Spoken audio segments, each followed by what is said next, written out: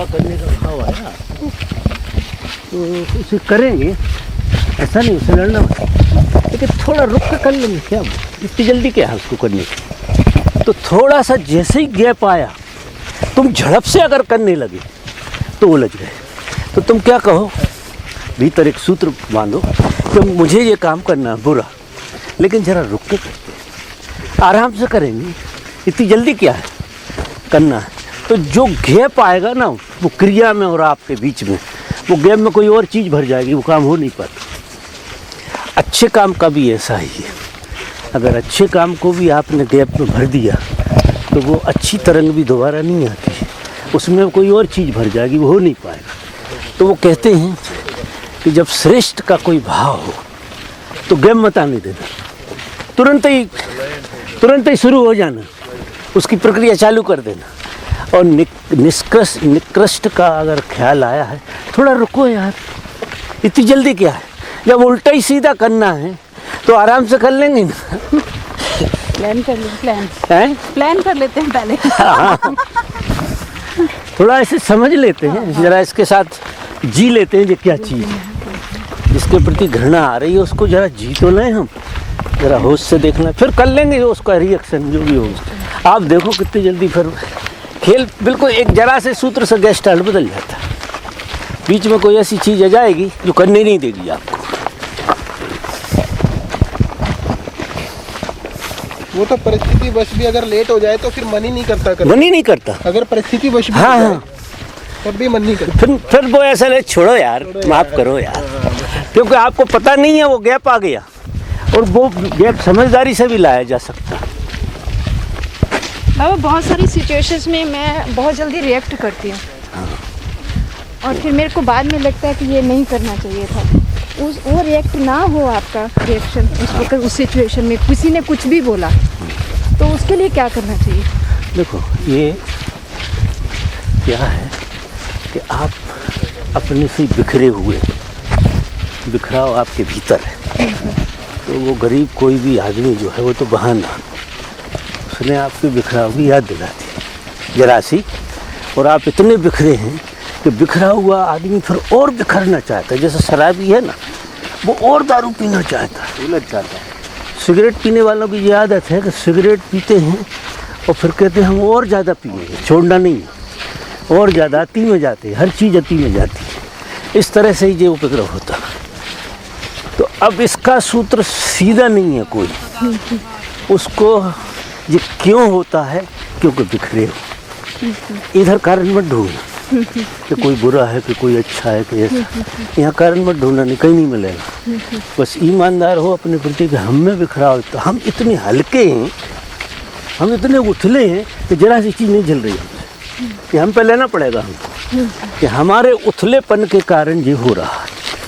तो पहले तो एक सामने वाले को आपने माफ़ कर दिया, क्यों कि जो घट रहा आपके उथलेपन से, इतनी सी चीज़ भी नहीं झेल पा रहे। अगर हम उथले हैं तो कल गंदा कर गए यार लोग, कुछ लोग नर्मदा वाले आ गए, हाँ बस बैठते, तो उसे इतना अच्छा लगता भीतर से, और कोई मुस्कुरा दे तो फिर ऐसा लगता कुछ हो गया। मतलब वो एक हिप्नोटिक की प्रक्रिया है पूरी की पूरी।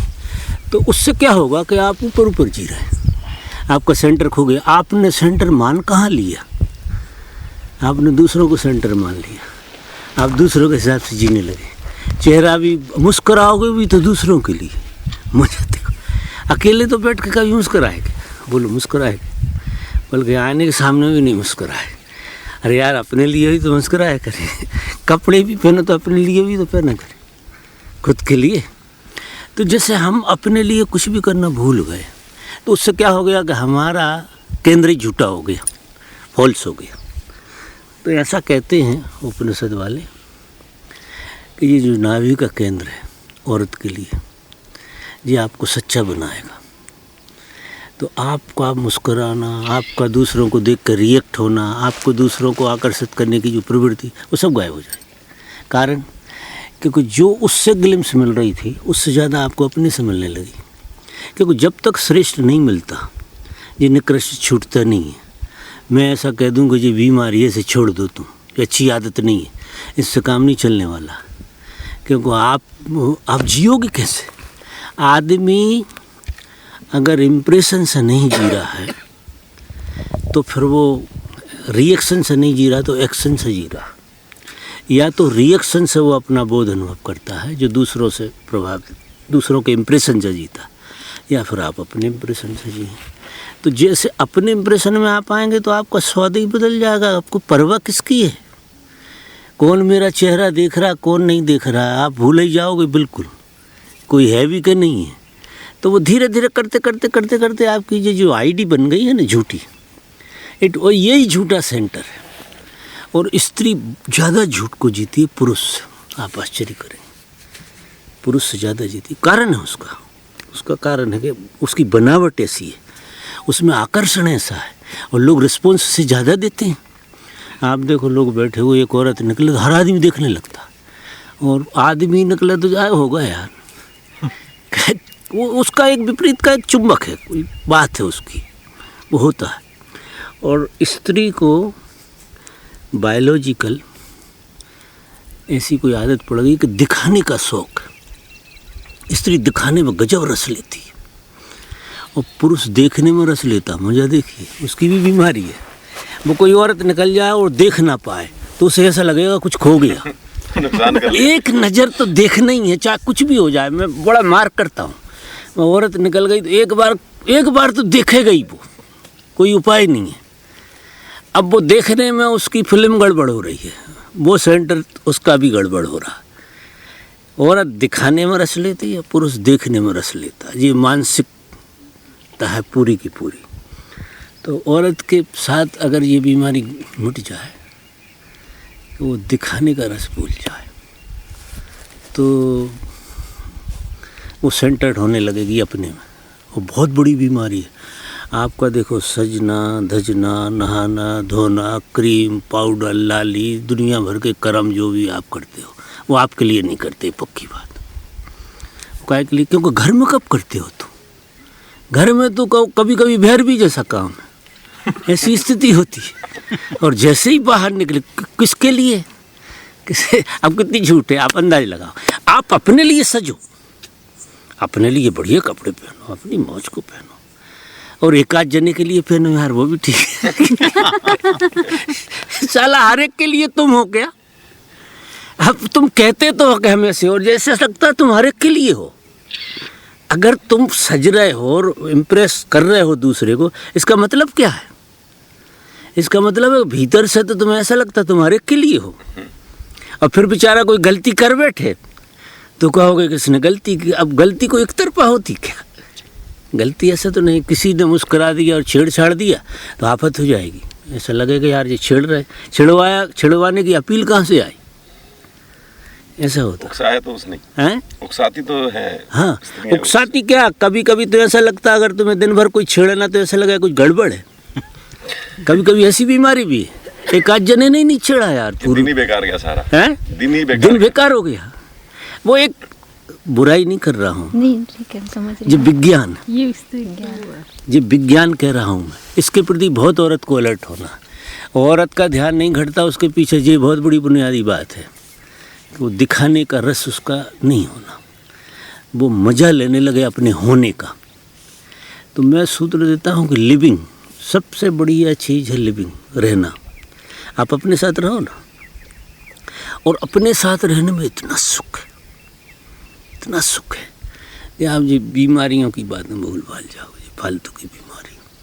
अपने साथ रहना, अपने साथ रहने के लिए किसी विधि से, किसी तरकीब से पकड़ना पड़ेगा, ऐसे नहीं ला सकते आप। आदत बहुत गड़बड़ हो गई तो उसमें बहुत सारी विधि हैं। तो औरत को मैं कहता हूँ कि नाद ब्रह्म ध्यान करो।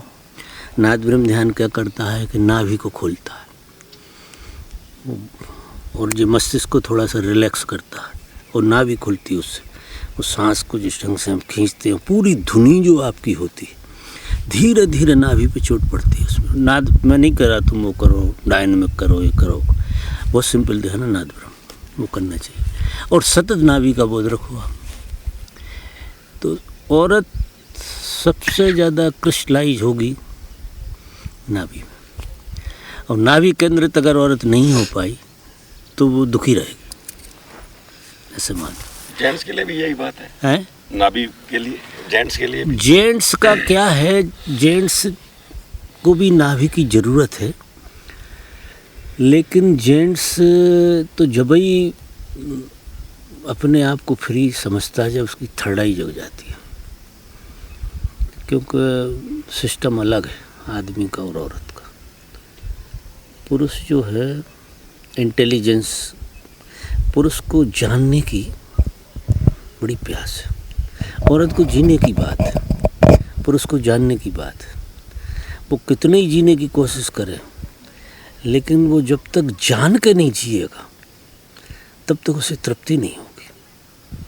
वो हर चीज़ को जानना चाहता है, वो पुरुष की प्रवृत्ति है जानना। हवा में बात नहीं करना चाहता है, हवा में बात नहीं करना चाहता नहीं।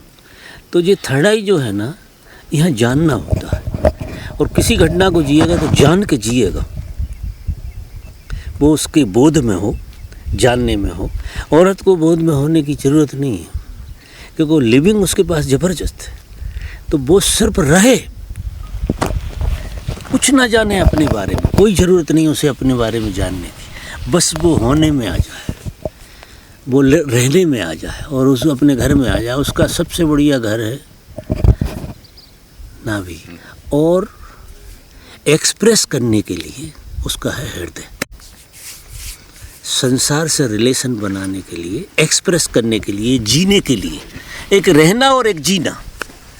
अब तुम जब रहोगे घर में तो ही जी पाओगे ना ढंग से, तो फिर हृदय उसका खुलता है, इतने ज़ोर से खुलता है कुछ पूछो मत। और औरत का हृदय अद्भुत चीज़ है, बहुत अद्भुत चीज़, इतने प्रेम और प्रसाद से भरा हुआ है कि जिसका कोई हिसाब नहीं। औरत के पास बहुत बड़ी संपदा है, बहुत बड़ी, लेकिन उससे वो भूल गई, वो दिखाने के चक्कर में बहुत फंस गई, क्योंकि वो भी इधर ही जीने लगी, नकली जीने लगी। उसे दिखाने का इतना शौक, अभी तो सब बेईमानी हो गई बात। पहले हमारे यहाँ आड़ मर्या पर्दा वर्दा ऐसे होते थे कि कोई दिखाने में तरस नहीं था। अभी तो तन के खड़े हैं कि देखो हम खड़े, हमें देख लो बस। ऐसी स्थिति आ गई, पूरी की पूरा हिप्नोटिज्म खड़ा हो गया, पूरा एटमॉस्फेयर ऐसा हो गया। तो अब इस स्थिति में किसी विधि का सहारा लेना पड़ेगा, सहज नहीं होगा। और विधि में कह रहा हूँ ये नाभि केंद्र होना बहुत बड़ी बात है जी। अगर आपको घट गई, समझ में आ गई, तो आप प्रसाद से भरने लगेंगे, आपका जी सब उतर जाएगा, फेसलेस हो जाएंगे, खोपड़े से सोचो क्यों, आपको सोचने की क्या ज़रूरत है। ये आप है पूरी प्रकृति, और आपके साथ तो कुदरत ऐसा खेल खेलती है कि सारे सहयोग ऑटोमेटिक होते हैं। इसलिए तो आपके आगे पीछे आदमी दौड़ते रहते हैं, सब सुविधाएं देते रहते हैं। आप जितने ज़्यादा होएंगे उतनी ज़्यादा आपकी व्यवस्था हो जाएगी।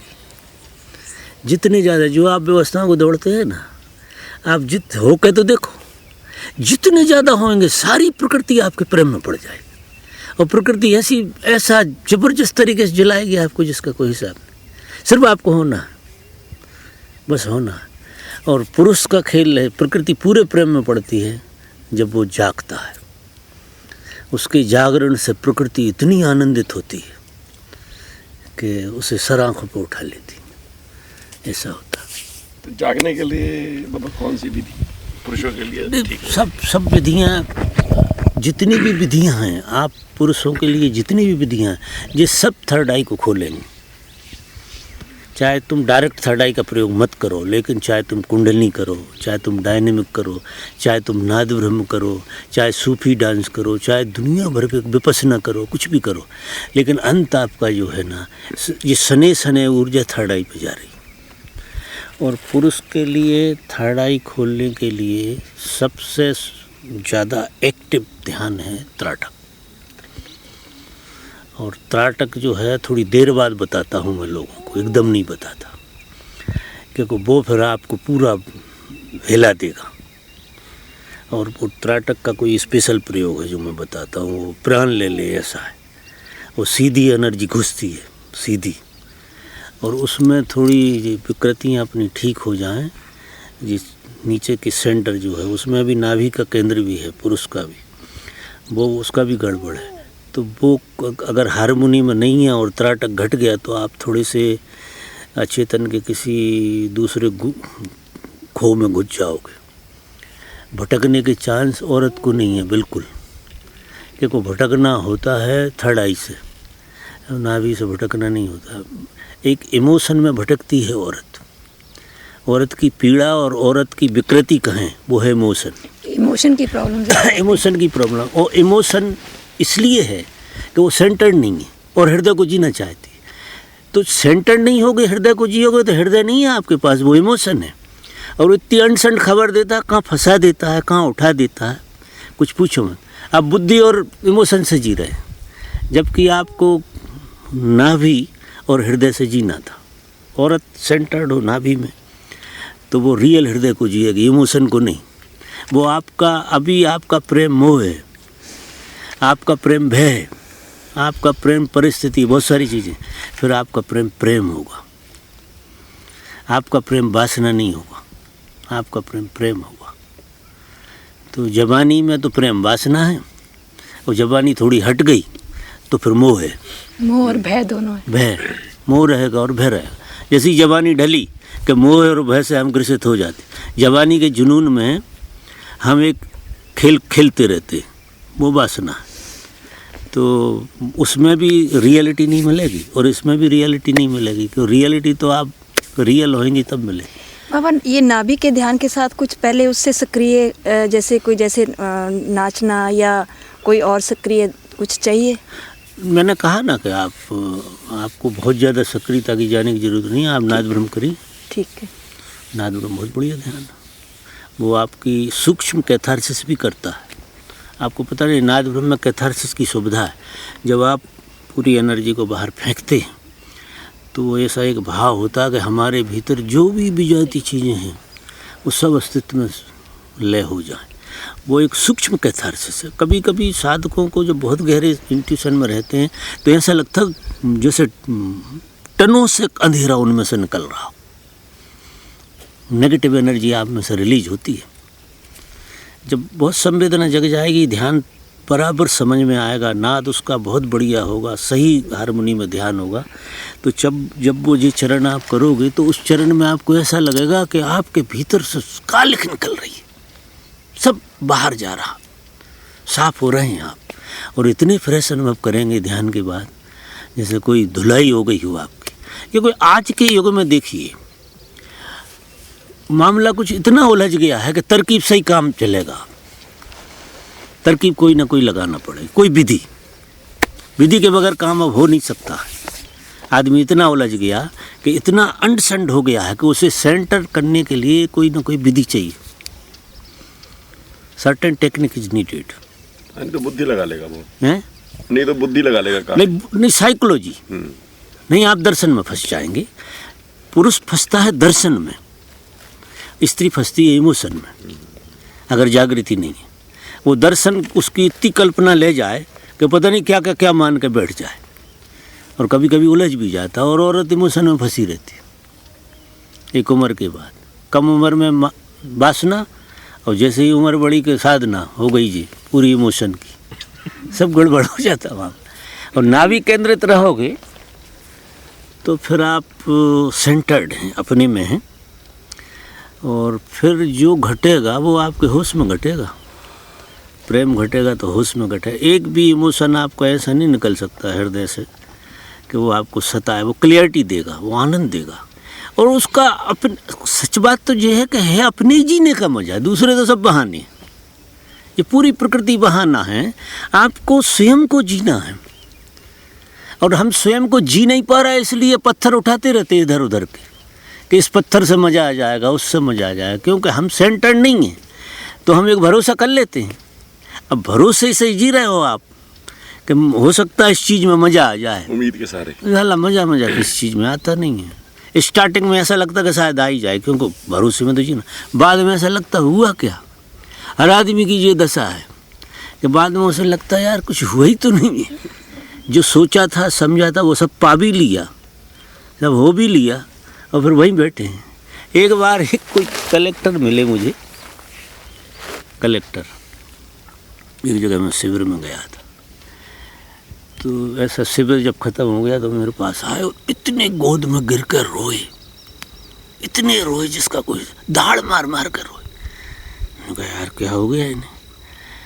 तो कई मैं बहुत छोटी पोस्ट से कलेक्टर हुआ, तहसीलदार और कुछ और होते होते मैं कलेक्टर हो गया। और कलेक्टर होने के बाद जो मुझे बिसात पकड़ा है कुछ पूछो मत। क्योंकि पहले तो मुझे ऐसा लगता कभी ऐसा हो जाऊंगा तो मज़ा आ जाएगा और ऐसा हो जाऊंगा तो मज़ा आ जाए। अब मैं साला कहीं मुझे उम्मीद ही नहीं थी मैं कलेक्टर हो गया कहीं। अब कलेक्टर होने के बाद मैं इतना जड़ हो गया हूँ कहीं, इतना जड़ हो गया कि मुझे जीने में बिल्कुल मज़ा नहीं आ रहा। मैं तो बेकार आदमी हो गया कहीं। और वो इतना रोया, उम्मीद भी टूटी। उम्मीद भी टूटी गई। अब कलेक्टर से ऊपर तो होना नहीं है कुछ, मामला आगे का तो बचा नहीं, अब सपने देख नहीं सकते, फ्यूचर खत्म हो गया हैं? फ्यूचर खत्म हो गया। और जो हो गए वो तकलीफ वाला काम हो गया, क्योंकि उसने सारी संभावना जो बची थी। तो कभी कभी तो क्या होता बाहर के जगत में जो उपलब्धियां नहीं होती वे अच्छी हैं, एक सपना तो बना भ्रम बनाए रहती हैं। और जब आदमी अपने सपने पूरे कर ले तो उसकी हमारा ज़्यादातर रईस लोगों में ही रहना होता है जिनने बहुत सर्कस कर करके कुछ कर लिया है, लेकिन जब हम उन्हें टटोलते हैं प्रेम से तो उनमें जो जिस ढंग का खेल मिलता है तो हमें ये लगता है प्रकृति बड़ी मुश्किल से किसी को देती, ये अच्छी बात है।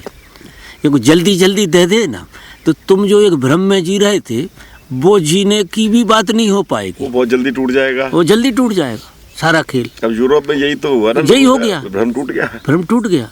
तो सबकी स्थिति बहुत बुरी है, तो इसलिए दौड़ रहा है इस तरफ कि यहाँ कोई रास्ता खुलेगा, यहाँ कोई संभावना खुलेगी। तो खैर अपन ने उनसे क्या लेना ना, अपना अपनी बात करें। तो आज से ही कसम खा लो जी, अगर सुखी रहना है आज से कसम ये खानी है कि ध्यान को जिंदगी का सबसे ज़्यादा मूल्यवान तथ्य मानना। चाहे इसके लिए कोई मर जाए तो भी चिंता मत करना, क्योंकि कोई नहीं मरता। मौत की तो मैंने कल बात समझाई थी और समझा दूंगा ढंग से। ये मौत फौत होती नहीं है, इससे मत डरा करें, सबसे झूठी चीज़ है मौत, यानी नींद, और इससे ज़्यादा नहीं है। इसमें क्या होता है मौत में, नींद में हम जाते तो वहीं हैं जब मौत में जाते हैं, लेकिन इसमें प्रकृति हमको वापस फेंक देती है। क्यों? कि प्रकृति को उम्मीद रहती है इसी शरीर से कि ये अभी समझ जाएगा, तो बार बार इसी शरीर में रोज़ मारती है और रोज़ तुम्हें इसी शरीर में फेंकती है, सिर्फ इसलिए कि जब दोबारा फेंकती तो हर सुबह प्रकृति उम्मीद रखती कि आज समझ जाओगे तुम कि क्यों भेजा गया लेकिन तुम बुढ़ापे तक नहीं समझते हो। मौत क्या होती है कि ये वाहन काम का नहीं रहा, तो प्रकृति सोचती है कि अब इसको भेज के क्या, अब वापस जाकर क्या करोगे, फेंक देती इसे। मरे हुए को प्रकृति बर्दाश्त नहीं करती, जिंदे को प्रेम करती। जो मरा हुआ होता वही मरता है, ऐसे मौत किसी की नहीं होती। जो पहले ही मर जाता है, जो उधर से लौटने लायक नहीं होता वो मरता है। आप आश्चर्य करोगे, ऐसे कोई मरता नहीं। तो फिर प्रकृति क्या करती है कि अगले जन्म में अगला वाहन चुन देती है, बस इससे ज़्यादा कुछ नहीं होता। प्रकृति अपने में ले करेगी और फिर अगला वाहन दे के फिर फेंक देगी, फिर उसे उम्मीद है कि आप समझ जाओगे। तो इससे ज़्यादा बड़ा ड्रामा नहीं है जिसे हम इतना हुआ मानते हैं मौत को। अगर बाप मर गए तो हंसना, कुछ नहीं हुआ है, वो इस योग्य नहीं रहे, प्रकृति फेंक नहीं पा रही। जो भी मर जाए तुम्हारा उसका यही हाल है, तो मत रोना उसके लिए। मरे जो मरा हुआ था वो मरा है, अगर वो मरा हुआ नहीं था तो प्रकृति अगर संभावना होती तो प्रकृति उसमें आती, फेंकती दोबारा से उसे, उस जीव को फिर फेंकती कि इसमें संभावना। और प्रकृति आखिरी तक बुढ़ाते तक उम्मीद रखती कि आज समझ जाओगे यार तुम कि क्यों आए थे, आज समझ जाओ। तो ये मौत बड़ा खेल नहीं है, इससे डरना मरना मत, फालतू की बात है। बहुत गहरे जाओगे तो ये समझ में आने लगेगा। अब कई बार ब्याह शादी में गृहस्थ में जाना पड़ता है, वहाँ सारा आपका वो ध्यान इतना वो हो जाता है, करना भी चाहो तो नहीं हो पाता। नहीं, वो जब शादी में नहीं जा रहे हो जब तो गहरे हो जाओ, ठीक फिर शादी की बातें करेंगे। नहीं, मैं ही पूछी थी जाना चाहिए कि नहीं चाहिए। खूब जाओ, मैं तो ये कह रहा हूँ, लेकिन शादी में नहीं जा रहे जब क्या कर रहे हो? तब भी तो कुछ नहीं कर रहे। हाँ, और शादी में नहीं जा रहे जब इतने पक जाओ कि शादी भी पार हो जाएगी। शादी में नहीं जा रहे तब इतने पक जाओ कि शादी भी पार हो जाएगी।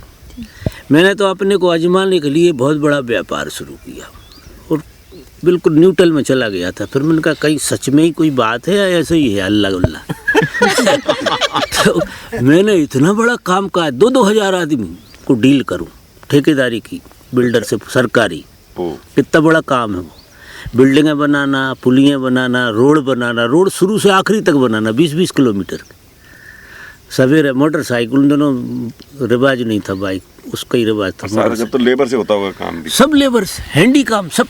लेबर लाए झाबुआ से, लेबर लाए उधर शेडोल से, और गैंग की गैंग पड़ी हुई है यहाँ से वहाँ तक, उनको रोटी देना, पानी देना। और इतना मजा आया मुझे, साला कोई केंद्र और मजबूत हो उससे। खेल देखिए तो मैं लोगों से कहता हूँ यार तुम सब डरते हो, ऐसा कुछ होता नहीं है। बाद में सारा रहस्य समझ कर मैंने छोड़ दिया, मेरी और इंजीनियर की ठन गई और मैंने छोड़ दिया।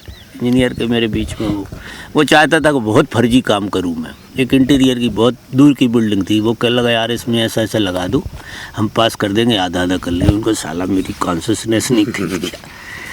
उनका नमक भी बराबर चलता है, वो तो SPW में होता ही रहता है, लेकिन यार तुम पूरी की पूरी चीज़ बदल रहे हो। और क्या रहता है कि साइन तो मेरे भी होते हैं ना। मैंने कहा तुम्हारे हो जाती खाली ट्रांसफ़र। वो पहली बात तो ये है कि मेरी कॉन्शियसनेस नहीं कह रही, तो हमारे उसके बीच में विवाद हो गया। बस वो विवाद के बाद उनका बहुत धन्यवाद आपके लिए। उसी दिन छोड़ दिया सब, एक दिन में छोड़ा। आप आश्चर्य करो, कलेश ही कट गया उससे, हैं? कलेश ही कट गया ना। हाँ बस ठीक है। और वो एक एक्सपीरियंस करना था, हो गया, बात खत्म हो गई। तो ये शादी ब्याह के बिगाड़ेंगे यार, मजा लो शादी ब्याह का, ऐसा कुछ नहीं होता। लेकिन खाली टाइम में आप अपना उपयोग करो सही, ठान लो, बिल्कुल ठान लो कि हम केंद्रित रहेंगे। तो जिसने ठान लिया उसे कोई परिस्थिति नहीं रोक सकती, ठानने की बात रहती है। हम असली में ठानते मानते ही नहीं है यार, ऐसी कुन सी बातें करते रहते हैं। और जितना टाइम मिले तो इधर आ जाया करें, तो हम मार मार के ठीक करेंगे, और क्या करें। क्योंकि हमारा धंधा क्या, हम बार बार याद दिलाते हैं, आपको अपनी याद दिलाते हैं कि तुम आप अपने से कैसे जुड़ जाओ। और मेरी हजूरी करने से कुछ नहीं होने वाला है, मैं भगा देता हूँ सबको। ये जयराम जी वाला मामला नहीं है, मामला तुम्हारा है। क्योंकि अगर यहाँ कुछ नहीं हुआ तो कोई मैं जादू थोड़ी कर रहा हूँ यार कि मैं हाथ धर दूँ और तुम जग जाओ। और ऐसा अगर मैं कर दूँ तो इससे बड़ा अभिश्राप कुछ है ही नहीं। अगर ऐसा कर दूँ कि तुम्हें ऊर्जा दे दूँ और तुम मज़े में आ जाओ, वो बहुत बेकार की बात है। क्योंकि ये तुम्हारी निजता है यार, ये तुम्हारा ही फूल तुम में ही खिलना है। और इस फूल को बाई प्रोडक्ट कोई घटा दे तो बहुत बेकार की बात हो जाएगी ना। नहीं, कितना ही संघर्ष हो, डटे रहो। जैसे पचा खाना खिला दे कोई रोज, हाँ, इंजेक्शन, हर बहुत बेकार बात, तो जिंदगी खराब हो जाए, खिलने का मजा खो जाएगा। हाँ, इसलिए हम उस तरह की बातें नहीं करते कि ऊर्जा दे रहे हैं, ऐसा चल रहा और वैसे। वो नाटक चालू ही नहीं किया और उसका भ्रम भी तोड़ते हैं लोगों को। हमारी मौजूदगी में आप मौजूद होते हैं, बस आपको हम एक एटमॉस्फेयर, हम अपनी मौजूदगी में बैठे हैं, तो वो मौजूदगी क्या करेगी, आप धीरे धीरे अपने में मौजूद होने लगेंगे और वो आपकी निजता होगी, आप देखोगे और धन्यवाद उपजेगा जो माहौल मिला उसका। इससे ज़्यादा आपको कुछ नहीं, आपकी निजता नहीं खोएगी। अगर निजता आपकी खो रही है तो आप हिप्नोटाइज हो रहे हैं हमारे साथ, तो आप घरे जाइए। हिप्नोटिज्म को जगह नहीं है, क्योंकि ऐसे ही बेचारा आदमी हिप्नोटाइज हो, और यहाँ और हिप्नोटाइज हो जाए तो उपद्रव है। तो मैं एक तो सहज जीता हूँ, इस तरह का वो नहीं करता कि कोई मुझसे हिप्नोटाइज हो जाए। वो आडंबर से होते हैं लोग हिप्नोटाइज, फिर मुझे ड्रामा करना पड़ेगा अपनी पर्सनालिटी का, तुम्हें आकर्षित करना पड़ेगा, क्योंकि हिप्नोटाइज करना है, टट्टू हो जाए। हाँ, बहुत सारे लोग करते हैं। तो वो मैं प्रभावित देखता, करने का एक हाँ, तरीका होता है। सबसे खराब बीमारी है किसी को प्रभावित करना, किसी को विकसित करना, ये अलग चीज हो गई। और किसी को प्रभावित करना, उसको मारना है, तोड़ देना है उसको। हाँ, उसकी संभावना छुड़ा लेते हैं अपन।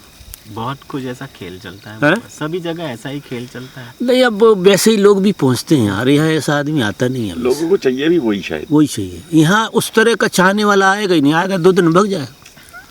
हमने सब आइटम ऐसे बनाए हैं कि उस तरह का आदमी आएगा 2-3 दिन में विदा, ज़्यादा दिन टिकेगा नहीं। तो उसे लगेगा यार बेकार की जगह है, क्या करें। बाबा जी अपन जैसे रोटी खाते हैं, सही रहते हैं, गप्पे मारते हैं, कभी धंधे पानी की बातें भी करते हैं।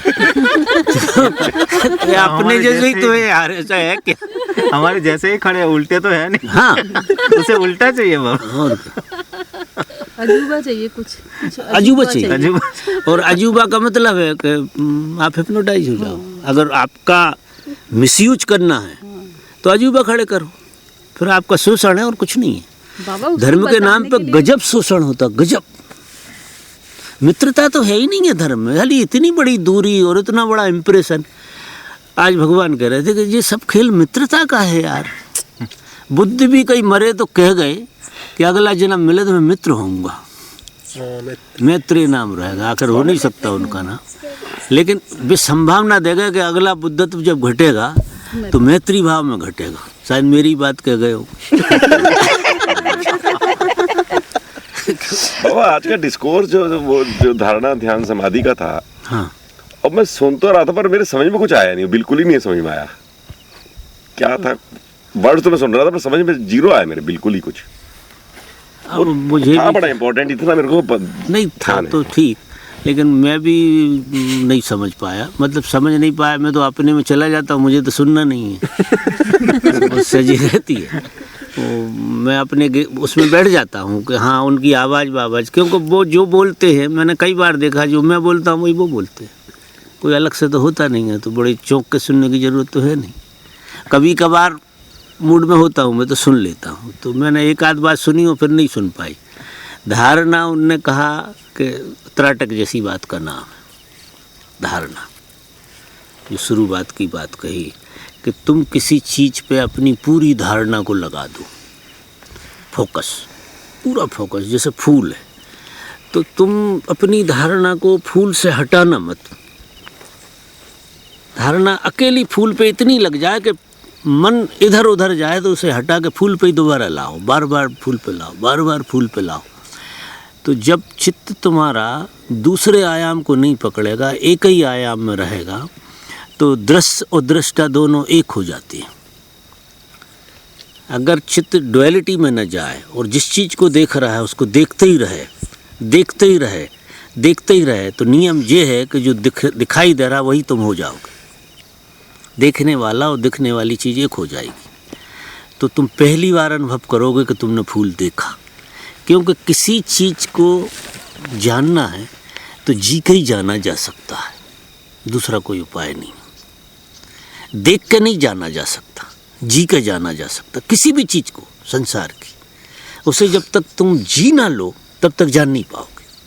तो एक बार अगर तुमने कोई चीज़ जी ली इतनी समग्रता से, तो आपको फिर बहुत रास्ता खुल जाएगा। एक चीज़ को जीने के बाद तुम बहुत सारी चीज़ों को इस तरह से जीने लगोगे। फिर तुम्हारी प्रेमिका को भी तुम जियोगे, इतने प्यार से देखोगे, पूरी धारणा एक तरफ लगा दोगे, तो प्रेमिका नहीं बचेगी। क्योंकि जो संसार हमें दिखाई देता है ये मल्टी डायमेंशन में मन काम करता है, इसलिए दिखाई देता है। अगर मल्टी डायमेंशन में काम ना करे, एक एकाग्रता अगर आ गई तो संसार गायब हो जाता और परमात्मा प्रकट हो जाता। आप आश्चर्य करें, वो फूल नहीं है, वो परमात्मा, वो तुम्हारी प्रेमिका नहीं है, वो परमात्मा। क्योंकि ये परमात्मा ने अपने होने के द्वार खोले अनंत अनंत रूपों में, ये उसी के होने के द्वार हैं। और ये धारणा ध्यान समाधि ये कुंजियाँ हैं, इन कुंजियों से ये जाना जाता है। जो अवेयर रहो, awareness, aware towards awareness. Aware means awareness, उस अवेयरनेस को जानो, वो तीसरी, वो तो वो बहुत आखिरी, वो समाधि की बात है, वो बहुत अलग बात है। वो बात पहली स्टेज की बात करें, किसी चीज़ को देखो तो समग्रता से देखो, उनका कहना जी। अब लोग वह काम भी करते हैं तो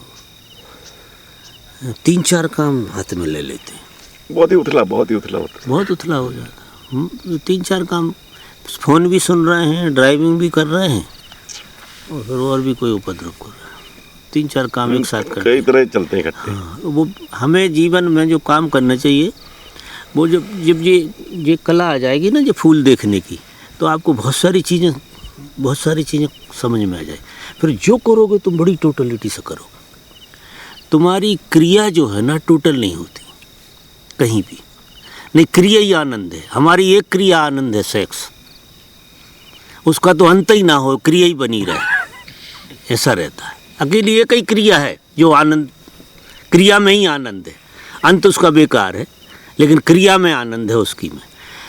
और जितनी क्रियाएं हैं आपकी, क्योंकि एक ही क्रिया में आप टोटल होते हैं और दूसरी क्रिया में आप टोटल नहीं होते। हम मन और अहंकार सब एक ही जगह घुस जाता है, इसलिए मज़ा आता है। और किसी कारण से मज़ा आ रहा है आपको, वो नहीं है, वो प्रकृति ने आपको वहाँ टोटल किया है, सिर्फ एक ही जगह टोटल होते हैं। ऐसी चलना उठना बैठना अगर टोटल हो गए तो उससे बड़ा काम है ये, उससे ज़्यादा मज़ा आएगा आपको उठने बैठने में। तो लगेगा यार कहाँ उलझ रहे हो, अपने हाथ ऐसे फेरोगे तो ऐसा लगेगा कि मासूका के हाथों पे घुमा दिया। ऐसे करने में ऐसे इतना मज़ेदार है जो खेल जिसका कोई हिसाब नहीं अपने, क्योंकि हर क्रिया जब अपने में आ जाती है तो वो उसका स्वरूप बदल जाता पूरा का, संवेदनशीलता बढ़ जाती है। बहुत सुख है जीवन में, और पोर पोर तुम्हारा सुख से भरा, पोर पोर पुलकित हो जाता है पूरा, रुआ रुआ पोर पोर तुम्हारा सुख से भरा, क्योंकि उसमें वो स्पेस परमात्मा, जो परमात्मा है वो परमात्मा ही उसे धारण किए हुए, और परमात्मा का स्वभाव है सच्चिदानंद, सच्चिदानंद, सनातन आनंद स्वरूप है, वो पोर पोर में भरा हुआ है। आप देखिए तो आपके होने में ही मज़ा आ जाएगा आपके लिए। जब होने में जैसे मज़ा आता है तो सोचता नहीं है वो, अब जब होने में मज़ा तो क्या होना है, होने में मज़ा नहीं आ रहा इसलिए कुछ होना है, रहने में मज़ा नहीं आ रहा तो कहीं जाना है, कुछ करना है। किसी भी क्रिया का मन इसलिए हो रहा है कि क्रिया हो नहीं रही आपके भीतर, आप सेंटर्ड नहीं हैं। तो ये ना भी आपको सेंटर्ड करेगी और ये सब रस आने लगेंगे अपने आप। तो एक ही ध्यान बना लो, बिल्कुल नाभि केंद्रित हो। बाबा जी डायनेमिक करते हैं, डायनेमिक करें, चलें, सही है डायनेमिक, बिल्कुल करो। कोई मुझे कह रहा था कि 40 साल के बाद करना बेकार है। अरे वो फालतू किसी की सुनना ही मत, हमारी सुना करे तो यार। मेरे तो बड़ा रस आता है उसमें। हाँ तो करो, 40 साल के बाद और चीज़ें तो चलती हैं, ये क्यों नहीं चलेगा।